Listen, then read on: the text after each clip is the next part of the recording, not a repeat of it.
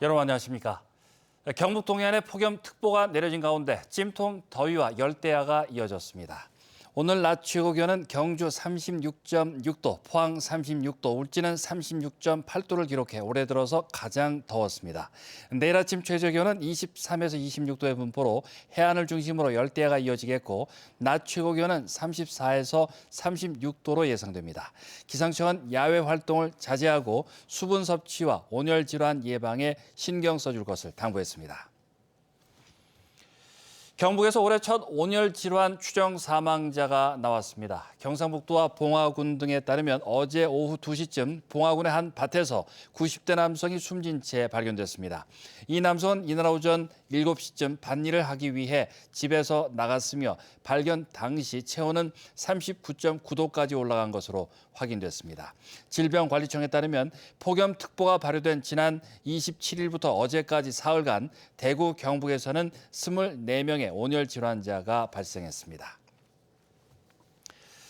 영덕에서 대형 산불이 난 지 100일이 막 지난 가운데 대부분의 이재민들은 이제서야 단독 주거가 가능한 임시주택에 입주를 했는데요. 살던 집에 비하면 불편한 점이 많지만 떠돌이 이재민 생활을 접고 다시 고향 땅을 밟는 것만으로도 좋다는 반응입니다. 장성훈 기자입니다. 산불이 마을을 덮쳐 주택 100여 채가 불탄 영덕의 바닷가 마을. 이재민을 위한 조립식 임시주택 28동이 옹기종기 들어섰습니다. 가족의 집이나 대피소를 전전긍긍해온 이재민들은 고향으로 돌아온 것만으로도 마음이 놓입니다. 처음에는요, 저 대진 딸네 집에 있다가 또 해서 농원가 있다가 온데 다 돌아다닌 거예요.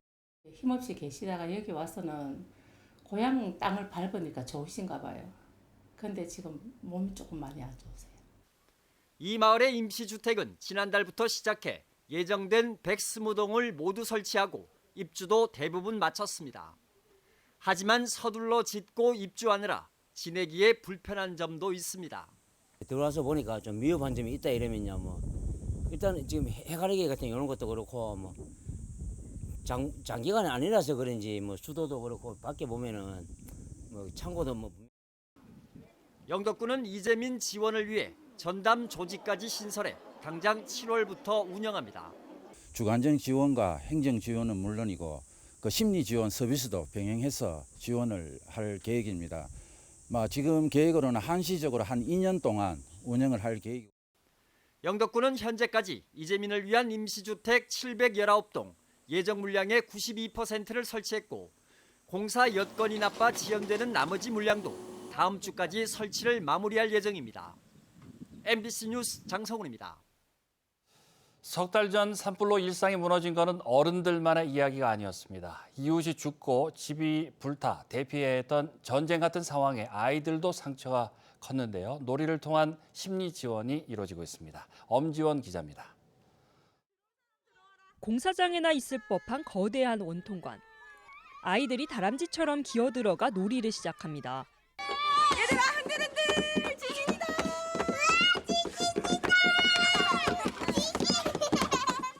얼기설기 붙인 낚싯대 하나로 상상력은 물살을 가릅니다.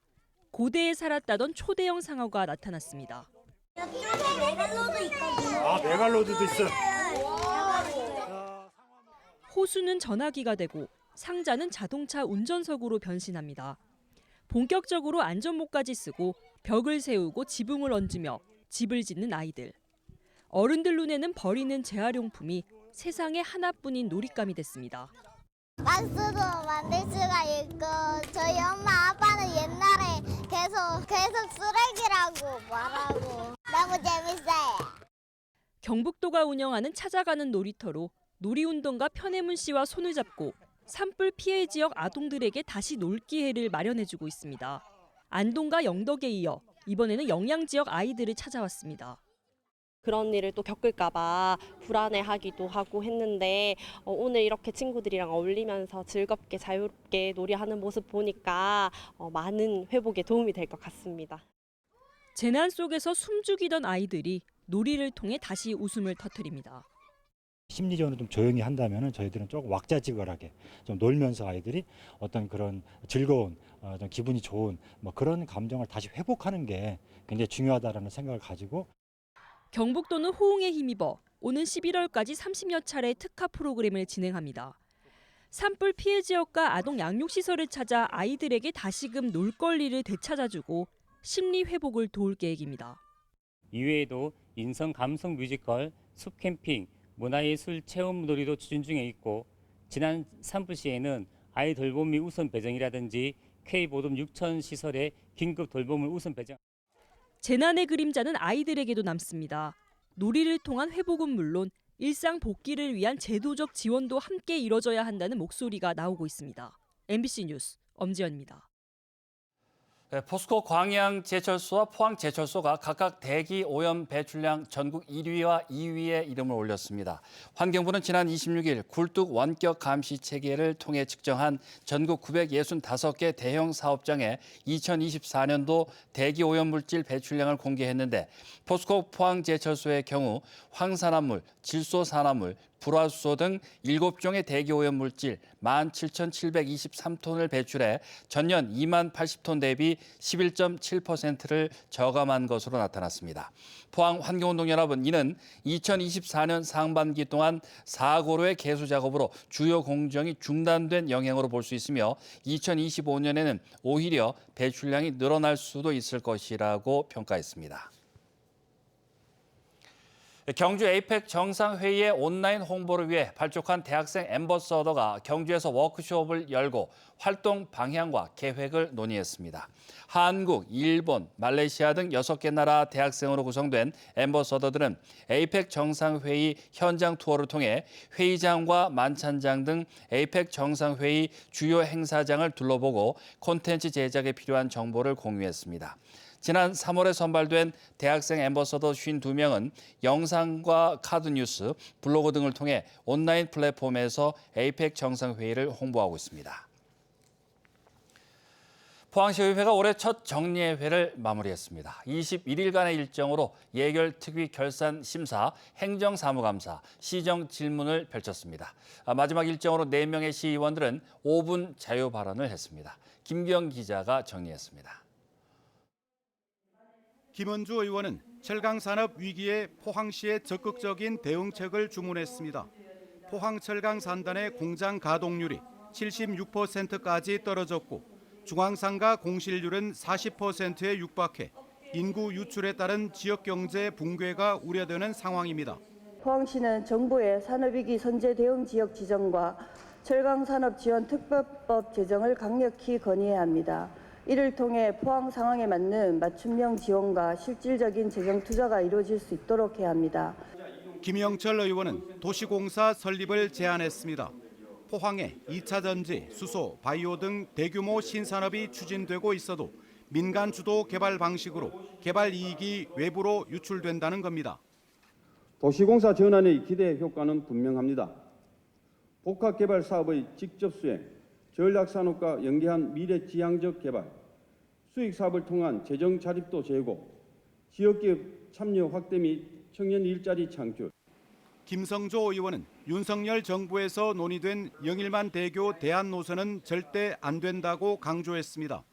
당초 계획대로 해상 노선으로 건설해야 지역적으로는 O자형 순환 도로망을 완성할 수 있고 국가적으로는 U자형 국가 간선 도로망을 구축할 수 있습니다. 현재 이슈가 되는 대안 노선은 포항 시민 누구도 알지 못하는 노선으로 내륙을 통과하는 방식으로는 도시 양분화 및 지역 균형 발전에도 차질을 야기할 수밖에 없습니다.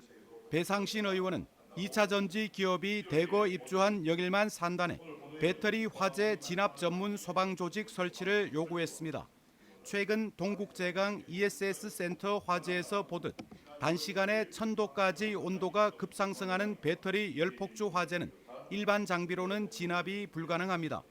포항 북부소방서에서는 전기차 화재에 대한 진압 장비는 보유하고 있으나 대규모 ESS 저장장치 밀집 시설과 같은 특수화재를 효과적으로 진압할 수 있는 장비는 전무하여 포항시의회 다음 일정은 9월 5일부터 19일까지이며 제2회 추경 예산안 심사에 집중될 예정입니다.